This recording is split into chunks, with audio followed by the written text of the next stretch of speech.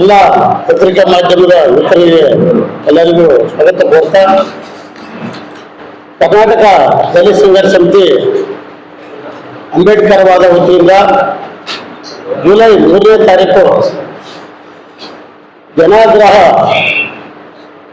ದಲಿತ ಜನಾಗ್ರಹ ಸಮಾವೇಶವನ್ನು ಫ್ರೀಡಂ ಪಾರ್ಕ್ನಲ್ಲಿ ಮಾವಳಿ ಶಂಕರ್ ಸರ್ ಅವರ ನೇತೃತ್ವದಲ್ಲಿ ಈ ಒಂದು ಹೋರಾಟವನ್ನು ಹಮ್ಮಿಕೊಂಡಿದ್ದು, ನಾಡಿನ ಎಲ್ಲ ಜಿಲ್ಲೆಯಿಂದ ಸುಮಾರು 40,000ದಿಂದ 50,000 ಜನ ಸೇರಿ ಒಂದು ಜನಾಗ್ರಹ ಒಂದು ಸಮಾವೇಶ ಹಮ್ಮಿಕೊಂಡಿದ್ದೀವಿ.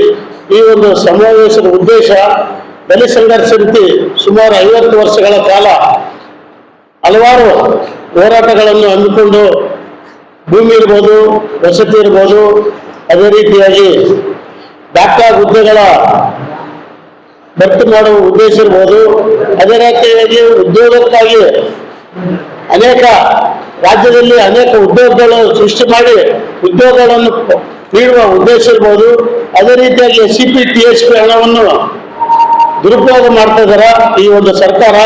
ಆ ಒಂದು ಹಣನ SCP TSP ಹಣ ಸರಿಯಾಗಿ ಪರಿಶಿಷ್ಟ ಜಾತಿ ಮತ್ತು ಪರಿಶಿಷ್ಟ ಪಂಗಡದ ಜನಾಂಗಗಳಿಗೆ ಸರಿಯಾಗಿ ಹಂಚಿಕೆ ಆಗುವ ಉದ್ದೇಶ ಇಟ್ಕೊಂಡು ಇವತ್ತು ರಾಜ್ಯದಲ್ಲಿ ಒಂದು ಬೃಹತ್ತಾಗಿ ದಲಿತ ಜನಾಗ್ರಹ ಸಮಾವೇಶ ಹಮ್ಮಿಕೊಂಡಿರ್ತದೆ. ಆ ಒಂದು ಉದ್ದೇಶ, ಪ್ರತಿಯೊಬ್ಬ ಭೂಮಿ ದಲಿತರಿಗೆ 2 ಎಕರೆ ಭೂಮಿ ಒದಗಿಸುವಂತ ಕೆಲಸವನ್ನು ಸರ್ಕಾರ ಮಾಡಬೇಕು.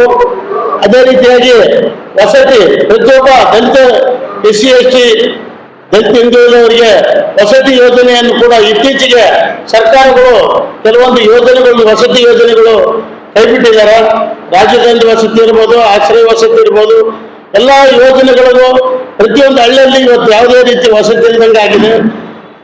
ಆಮೇಲೆ ಪರಿಶಿಷ್ಟ ಜಾತಿ ಹಣ ಸುಮಾರು 200 ಕೋಟಿ ಹಣನ KSRTC ಇದಕ್ಕ ಹಣ ದುರುಪಯೋಗ ಮಾಡಿದ್ದಾರೆ, SC ST ಹಣನ. ಅದೇ ರೀತಿಯಾಗಿ ಆ ಹಣನ ದಲಿತರಿಗೆ ಮೀಸಲಿಟ್ಟ ಹಣ, ಯಾಕಂದ್ರೆ 2013ರಲ್ಲಿ ಇವನು ಒಂದು SCP TSP ಯಾವುದೇ ರೀತಿ ದುರ್ಬಳಕೆ ಆಗಬಾರ್ದಂತೇಳಿ ಒಂದು ಕಾಯ್ದೆ ಇದೆ. ಆ ಕಾಯ್ದೆ ಪ್ರಕಾರ 7C ಪ್ರಕಾರ ರದ್ದುಗೊಳಿಸಿ 7D ಮಾಡಿ ಒಂದು ಆ SCP TSP ಹಣನ ಯಾವುದೇ ರೀತಿ ದುರುಪಯೋಗ ಆಗದಂಗ ದಲಿತರಿಗೆ ನೇರವಾಗಿ ಮುಟ್ಟಂತ ಒಂದು ಕೆಲಸ ಆಗ್ಬೇಕು. ಅದೇ ರೀತಿಯಾಗಿ ಉದ್ಯೋಗಗಳು, ಬ್ಯಾಕ್ಲಾಗ್ ಉದ್ಯೋಗಗಳು, ಸಾವಿರಾರು ಉದ್ಯೋಗಗಳು ಇವತ್ತು ಖಾಲಿ ಇದಾವೆ, SC ST ಉದ್ಯೋಗಗಳು, ಅವನ್ನ ಕೂಡಲೇ ಭರ್ತಿ ಮಾಡಬೇಕು. ಅದೇ ರೀತಿಯಾಗಿ ವಿಶೇಷ ಘಟಕ ಯೋಜನೆಗೆ ಏಕಗವಾಕ್ಷಿ ಯೋಜನೆಯನ್ನು ರೀತಿ ಜಾರಿಗೆ ತಂದು ಎಲ್ಲರಿಗೂ ಕೂಡ ಸರಿಸಮವಾಗಿ ಹಣನ, ಯಾಕಂದ್ರೆ SC ST ಹಣ ಇವತ್ತಿಗೂ ಕೂಡ ಸರಿಯಾದ ಫಲಾನುಭವಿಗಳನ್ನು ಮುಟ್ತಾ ಇಲ್ಲ.